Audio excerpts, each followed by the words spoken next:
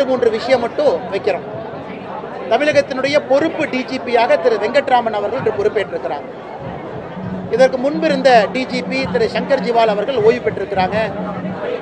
அவங்க புது பொறுப்புக்கு போயிருக்காங்க. ஓய்வு பெற்றதற்காக எங்களுடைய வாழ்த்துக்களை தெரிவித்துக் கொள்கின்றோம். எப்பொழுதுமே இல்லாத அளவுக்கு தமிழகத்தில் ஒரு டிஜிபியை நியமனம் செய்யாம முதலமைச்சர் அவர்கள் கடைசி நேரத்தில் ஒரு கோப்பில் பொறுப்பு டிஜிபி என்கின்ற ஒரு கோப்பில் கையெழுத்து போட்டுட்டு கிளம்பிட்டாங்க ஜெர்மனிக்கு. யூபிஎஸ்சி சுப்ரீம் கோர்ட்டினுடைய கைட்லைன் படி ஒரு டிஜிபி பொறுப்பேற்ற பிறகு குறைந்தபட்சம் 2 ஆண்டுகள் அந்த டிஜிபி கொடுக்கணும். ரிட்டையர் ஆகிறதுக்கு 6 மாதம் இருக்கும் பொழுது மாநில அரசு ஒரு பட்டியலை தயார் செய்து யூபிஎஸ்சிக்கு அனுப்பணும். 5 பேர் இருக்கக்கூடிய பட்டியல். யூபிஎஸ்சியிலிருந்து 3 பேர்த்த தீர்மானம் செய்து மாநில அரசுக்கு அனுப்பி வைக்கும். முதலமைச்சருக்கு 3ல் யார் வேண்டுமானாலும் டிஜிபியா நியமனம் செய்வதற்கு அதிகாரம் இருக்கு. இது உச்சநீதிமன்றம் 2010 இதை வரைமுறைப்படுத்தியிருக்கிறார். ஆனால் சங்கர் ஜிவால் அவர்கள் இன்னைக்கு ரிட்டையர் ஆகிறாங்கன்னு தெரிஞ்சு 6 மாதத்திற்கு முன்பிருந்து எந்த கோப்பையும் தயார் செய்யாம 6 சீனியரை பைபாஸ் பண்ணி 6 மூத்த காவல்துறை அதிகாரிகளை பைபாஸ் பண்ணி சீனியாரிட்டி ஆர்டர்ல 7வதாக இருக்கக்கூடிய திரு வெங்கட்ராமன் அவரை பொறுப்பு டிஜிபியாக இந்த பணியில் அமர்த்த வேண்டிய கட்டாயம் என்ன, அவசியம் என்ன?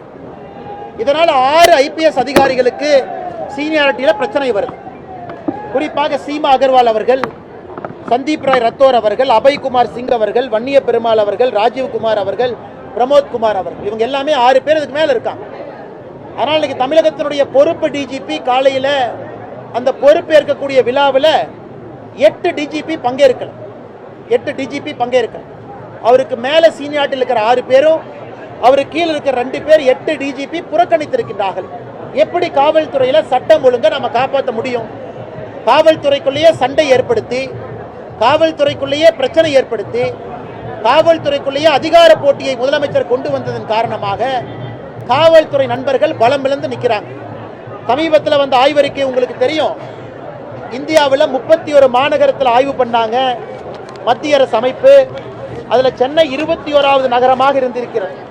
அதாவது பெண்களுக்கு பாதுகாப்பு இருக்கக்கூடிய நகரமாக NARI 2025 அமைப்பு நடத்தியிருக்கக்கூடிய ஆய்வறிக்கையின்படி சென்னை மாநகரம் 31 நகரத்தில் 21வது நகரம் தான் பாதுகாப்பு. 6 பெண்கள் 6% 100க்கு அவங்க மட்டும்தான் மிக பாதுகாப்பாக இருக்கின்றோம். 46 பேர் பாதுகாப்பாக இருக்கிறோம். 48% பெண்கள் நாங்கள் பாதுகாப்பாகவே இல்லைன்னு சொல்லியிருக்கிறோம். இதையெல்லாம் திமுக அரசு வெட்கி தலைகுனியணும். இந்த லட்சணத்தில் காவல்துறைக்குள்ள சண்டையும் பிரிவினைவாதத்தையும் ஏற்படுத்தி எடுத்திருக்கக்கூடிய முதலமைச்சர் மு.க. ஸ்டாலின் அவர்களுக்கு கடுமையான கண்டனங்கள். எங்களை பொறுத்தவரை இது இல்லீகல். பொறுப்பு டிஜிபி என்கின்ற பொறுப்பே இது ஒரு இல்லீகலான வேலை. சட்டத்தில் இதுக்கு இடம் கிடையாது.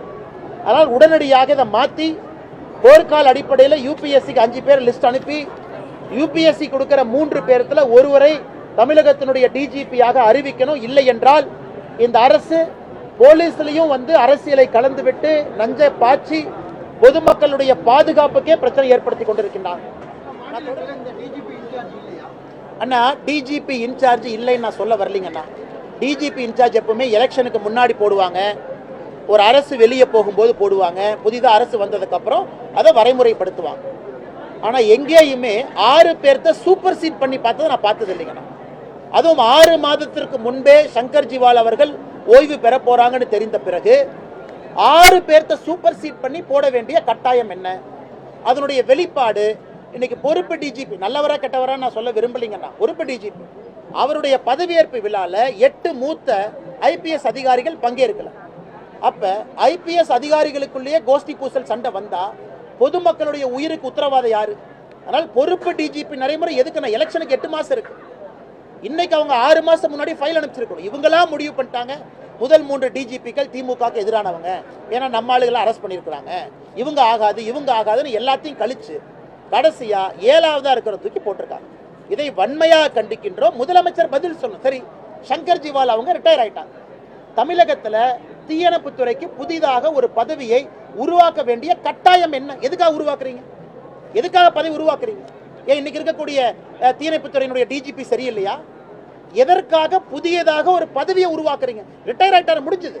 கடைசி நாள் ஃபேர்வெல் பரேடு கொடுத்தாச்சு, எல்லா அதிகாரிகள் நன்றி சொல்லியாச்சு. அந்த ஒரு அதிகாரி என்ன ஸ்பெஷலா? அந்த ஒரு அதிகாரிக்காக ஒரு தனி துறையை உருவாக்கி, அந்த டிஜிபி ஃபயர் சர்வீஸ்க்கு மேல ஒரு துறையை உருவாக்கி, இது இந்தியாவில் எங்கேயுமே இல்லாத அநியாயம். இருக்கிற டிஜிபிக்கு ரிட்டையர் ஆன பிறகு ஒரு துறை, அந்த டிஜிபி பொறுப்புக்கு 6 பேர்த்த சூப்பர் சீட் பண்ணி பொறுப்பு.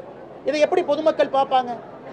அரசியல் போலீஸ் துறையில கலப்பது திராவிட முன்னேற்ற கழகம் தான் பார்ப்பாங்க. அதைத்தான் நாங்கள் கேள்வியாக எழுப்பின்றோம். முதலமைச்சர் பதில் சொல்லட்டும். டிஜிபி ஃபயர் ஃபோர்ஸ் அதற்கு மேல எதற்கு அந்த பொறுப்பு உருவாக்குனீங்க? காரணம் சொல்லுங்க. எதுக்கு உருவாக்குனாங்க?